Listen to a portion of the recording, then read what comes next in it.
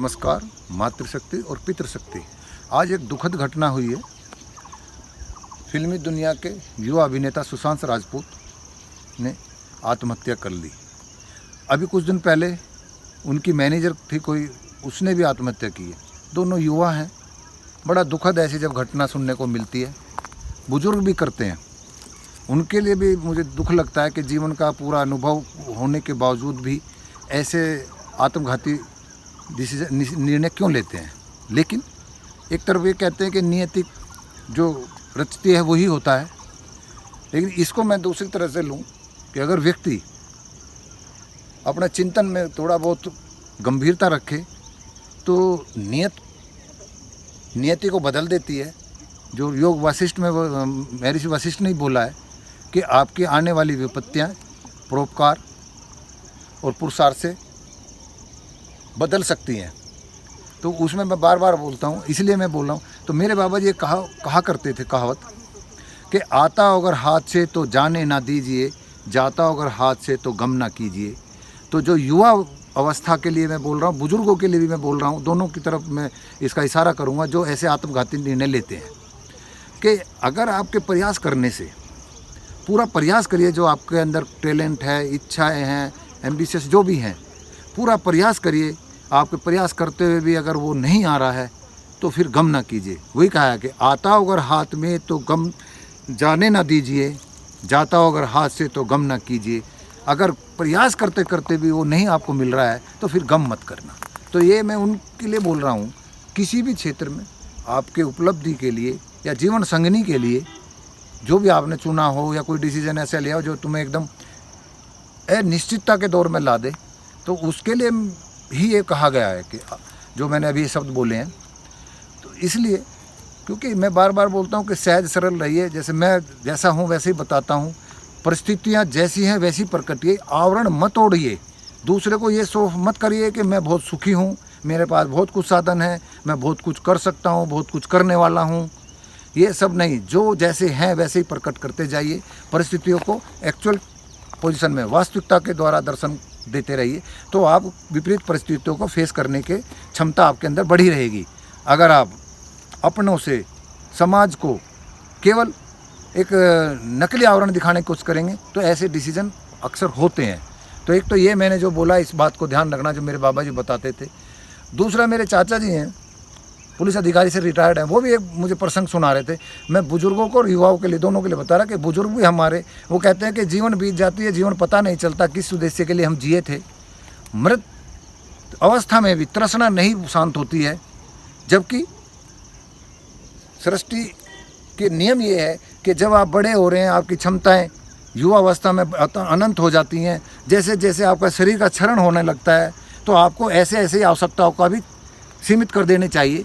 वो कहते हैं अगर आपको सुख चाहिए, आनंद चाहिए, तो अपनी आवश्यकताएं सीमित करिए। सुख का और आनंद का एकमात्र उपाय यही है। साथ में जो मेरे चाचा जी ने प्रसंग बताया था उसको मैं बता दूं कि उनके कोई परिचित हैं पुलिस, वो भी किसी विभाग के अधिकारी थे। उन्होंने जैसे बच्चे बड़े हुए और वो नौकरी छोड़ करके शांति कुंज आकर के ज्वाइन कर लिया और उनसे वो प्रभावित है। आस्था किसी से भी हो, कहीं से भी आपको प्रेरणा मिलती हो आगे बढ़ने की, तो उस आस्था में आप बिलीव करके आगे बढ़ सकते हैं। तो जब वो उनके पास, मेरे चाचा जी को उन्होंने बुलाया और उनसे मिले, तो उनको जो जगह दे रखी थी अकोमोडेशन रहने के लिए, बड़ी अच्छी थी। बड़ा 3 बेडरूम का सेट, किचन पिचन, नौकर चाकर वो सब थे। उन्होंने कहा ये तो बहुत अच्छा है भाई, आपको बहुत अच्छी व्यवस्था दे रखी है। वो जैसे ही दोबारा फिर कुछ साल बाद आए तो उन्होंने देखा कि उनके पास एक कमरा, छोटी सी किचन और छोटा सा बैठने के लिए। वो तो चाचा जी ने पूछा कि भाई आपका इतने साल इस अवस्था में, इस संस्थान में हो गए, आप तो घटते जा रहे हो, बजाय आपको वैभवता या जो बढ़ाना चाहिए था जब पहले से। कहले नहीं, ये हमारी जो वैदिक या ऋषि मुनियों की परंपरा है कि भैया जैसे जैसे आपका ज्ञान का विकास हो और आपकी आवश्यकता सीमित करिए, जैसे जैसे आप अपने आप को सीमित करेंगे वैसे वैसे आनंद भी आएगा। और जब क्योंकि आपने बड़ा होकर के सारे एम्बिशंस को देख लिया है तो वो उसका यही संकेत है कि जैसे जैसे आप बढ़े तो अपनी आवश्यकता सीमित कर लें।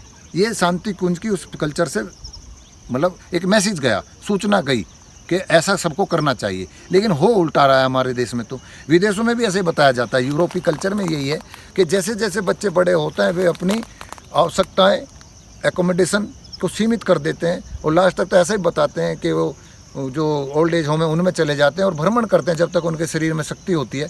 यानी कि वो ये जान चुके हैं कि हम वृद्ध होते होते हमारी जो ज़रूरतें हैं वो नहीं है, सीमित ज़रूरतें हैं, बस स्वास्थ्य के लिए, सोसाइटी के लिए तक है। लेकिन हमारे यहाँ मरते दम तक भी लायक और नालायक बच्चों के लिए हम जोड़ने का दर्शन देते हैं, दूसरों का बेवकूफ़ बनाने का दर्शन देते हैं। उसी के ऐसे दुष्परिणाम वे खुद भी भुगतते हैं, क्योंकि जिनके लिए वो अपेक्षा करते हैं तो कुछ तो उस बच जाते हैं, उसी वातावरण में ढीठ हो जाते हैं। जो स्वाभिमानी मान लीजिए या उनकी अंतरात्मा को धक्का लगता है तो वो ऐसे आत्मघाती कदम उठा लेते हैं। तो ये ऐसे दर्शन हो रहे हैं समाज में। दुख की घटना है, एक युवा अभिनेता हमारा चला गया इस अज्ञानता के कारण ही कहूँगा मैं, क्योंकि वास्तविकता का जीवन नहीं जी रहे थे, तो उसका एक दर्शन है। तो मेरा यही कहना है लोगों से, सभी लोगों से, कि भैया जैसे जैसे आप आगे बढ़ें, मेहनत करिए, प्रयास करते करते भी आपको कुछ नहीं मिल रहा है तो उसके लिए मैं एक और बोलता हूँ अक्सर कि कतरा कतरा दिन बीता, धज्जी धज्जी रात कटी, जिसका जितना दामन था उसको उतनी सौगात मिली। यानी कि जितने आपके भाग्य में है या प्रारब्ध कर्मों के अनुसार, वर्तमान कर्मों के अनुसार जो आपको मिलना है, जितना आपको उपहार के रूप में जीवन में खुशियाँ, उपलब्धियाँ मिली हैं, उन्हीं को स्वीकार करके, संतुष्ट रह करके और आनंद में रह करके आगे बढ़िए। और जब आप लग जाए कि आपके यहाँ ब्रेक लग गया है, इससे आगे आप प्रयास नहीं गए, फिर आप या तो अपनी संतानों में या योग्य लोगों में उनको आगे बढ़ाने में उनमें सपने देखिए। लेकिन हम नालायक संतानों के लिए, नालायक परिवारों के लिए अपने ही तक सीमित होकर के उनमें घुस जाते हैं। तो ये हमें इनसे बचने का ही मैं बार बार बोलता हूँ। तो ऐसे ही थोड़ा सा ध्यान देना। ऐसी जो आकस्मिक दुर्घटनाएं हो रही हैं, समाज हिल रहा है, ये समाज ही हमारी पाठशाला है, ये ब्रह्मांड ही हमको शिक्षा देता है। वास्तविक शिक्षा यही है, इस पर ध्यान दें। और ऐसी अवस्था अगर आए तो अपना अवलोकन कर लें कि ऐसी अवस्था क्यों आए, क्यों हम किसी को इतना ज़्यादा अपेक्षित उम्मीदों में लेकर बैठते हैं। जो हो रहा है उसे करते जाए, जो नहीं है हमारे पास में, नहीं आना नहीं है, छोड़ दीजिए। तो हम उसमें लिप्त ना हों। जो हमारी आइडियोलॉजी कहती है, वैदिक कल्चर कहती है कि उसमें कर्म करता जा, फल की इच्छा मत कर, कृष्ण भगवान ने जो बोला है वो सत्य है। तो इसलिए मैं यही बोलूँगा कि युवा हो या बुजुर्ग हो, वे ज़रूर अवलोकन करें, परिस्थितियों का अवलोकन करें, अपने प्रयासों का अवलोकन करें। उसके बाद जो परिणाम आए हैं वे क्यों आए हैं, इस पे भी ध्यान दें और अपने आप को मोड़ लें। अगर विपरीत पड़े तो वजह क्या है कि जब ये अवस्था तब आती है जब हम समाज को फेस नहीं कर पाते, क्योंकि हमने जो आवरण नकलीपन का ओढ़ रखा है, उस नकलीपन का जब पर्दा उतरने का होता है, या नंगा होने की भाषा बोल दूं मैं कि नंगा होने का डर होता है, तब हम आत्मघाती निर्णय ले लेते हैं। तो मैं यही कहता हूँ, सहज बनिए, सरल बनिए और परोपकार का भाव रखिए। इन्हीं भावनाओं के साथ जीवन जिएंगे तो आप समाज में एक प्रेरक व्यक्तित्व का